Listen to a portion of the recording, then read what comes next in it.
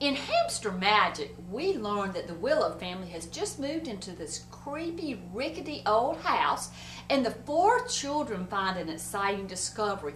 Their pet hamsters can grant wishes. When Celia, who is only 5 years old, inadvertently barks out that she wants to be made into a hamster, boom, she becomes a hamster.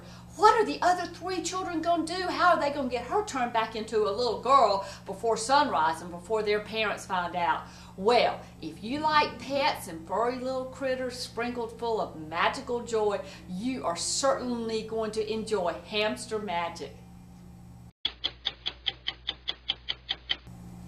Hey all you graphic novel fans of Lunch Lady and Squish, we've got a new series called Fangbone that is a wonderful new graphic novels. It's the adventures of Fangbone, the 3rd grade barbarian, who transports through the caveman times and becomes a 3rd grader in a public school in our time. As you can imagine, there's lots of strange things about Fangbones and his new friends in the 3rd grade. He winds up befriending them and helping them, and they wind up helping him in the 3rd grade barbarian. If you love the 3rd grade barbarian, there is even a sequel called The Egg of Misery, where Fangbone continues his 3rd grade experience and adventures. So if you like graphic novels, look for Fangbone at your spring book fair. Boys and girls, I want you to check out the book, Being Teddy Roosevelt, at your book fair. This is the book about a 4th grader, Riley O'Rourke, who has 2 big problems. First of all, he wants to play in the school band, but in order to get a saxophone, he has to come up with the money to rent one or maybe buy one. His mom doesn't have any extra money to spare, and Riley's got to figure out a way to make some money. His class is going to have a biography tea. Each student has to read the story of a famous person and then dress up like that person and sit at a fancy tea and talk as though they were the character. Riley has picked Teddy Roosevelt, our 26th president, because he knows that Teddy Roosevelt was very determined and very strong-willed.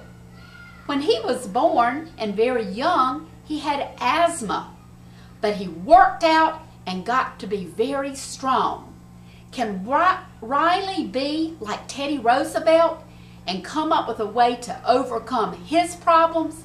This is a great book you want to find at your spring book fair. Are you a Magic Treehouse fan? If you are, I have the book for you. Enjoy hours of fun with games and puzzles from the Treehouse, mazes, dot-to-dot, word puzzles, and much more. Over 200 challenges to see if you have the skill to be the next Jack or Annie. Check it out at your book fair. Boys and girls, one of the best books at your spring book fair is National Geographic Wolves. Did you hear that? Wolves are part of the dog family, just like coyotes and jackals. Wolves, though, have longer noses, stronger jaws, and sharper teeth than dogs. They live all over the world, and there are about 30 different kinds. A wolf can eat about 20 pounds of meat at one time. That would be like eating 200 hot dogs. Wolves also howl to send messages far away. If you want to read a great book, check out wolves. Boys and girls, our newest in the collection of National Geographic nonfiction books is Tigers. Tigers is such a beautiful book with great pictures and lots of fun facts about tigers. So if you love tigers and you love nonfiction books, you will love Tigers at your spring book fair. Children, the Lego series has been so very popular, and I'm delighted to tell you that Lego City Fire in the Forest will be at your spring book fair. Check it out. I'm sure you'll enjoy it. Did you know that this April 15th, 2012 will be 100 years since the Titanic, a huge luxury ship, sank after hitting an iceberg? In this book, Titanic, the story lives on. We learn about that fateful night when over 1,500 people went down with the Titanic.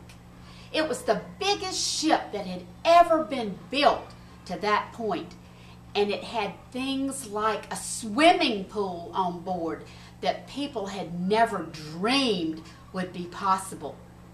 Did you know that when the ship began going down, there was actually another ship only 15 miles away? But the radio operator on that ship, the Californian, had gotten tired early, turned off the ship's radio, and had gone to bed. If he had stayed awake, we might not have had the disaster of the Titanic. This book also tells about the group that found where the Titanic had sunk and later brought things up that we can now see in museums. A great book, Titanic, the story lives on. Children, 2012 is a presidential election year. Isn't that exciting? Well, in President Pennybaker, Luke Pennybaker's father won't let him do anything. All Luke wants to do is watch TV.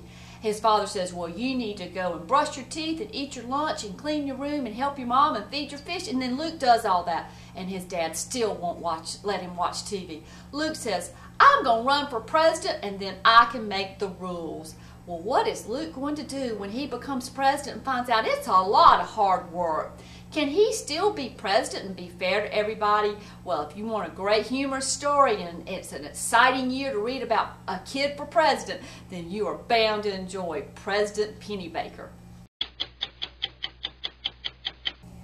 Boys and girls, Thumbelina, just like the name of the title, is the world's smallest horse. She is a miniature horse and is only 18 inches tall. 18 inches! Not a very big horse. In fact, she's smaller than a lot of dogs. She has a very, very interesting life, and this story shows a picture account of her life and what she does. She travels around several months of the year and goes to hospitals and goes to visit little children who are sick or who are hurt to make them feel better. She also likes to sleep in the dog's house, too. If you like horses, really, really small horses with great pictures of these horses, you'll like Thumbelina, the world's smallest horse. Girls, I've got a great book for you called The Really Rotten Princess. In the kingdom, young Regina, the princess, was absolutely awful. When it was tea time, she put salt in the sugar bowl. She played tricks on the court wizard, and he had had enough.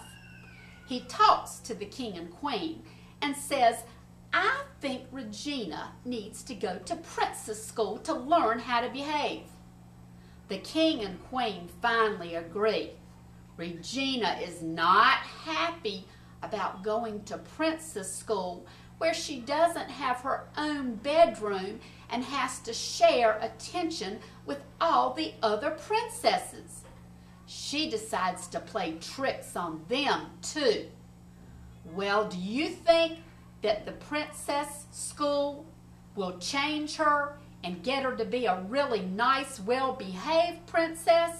You'll have to check out the book to find out.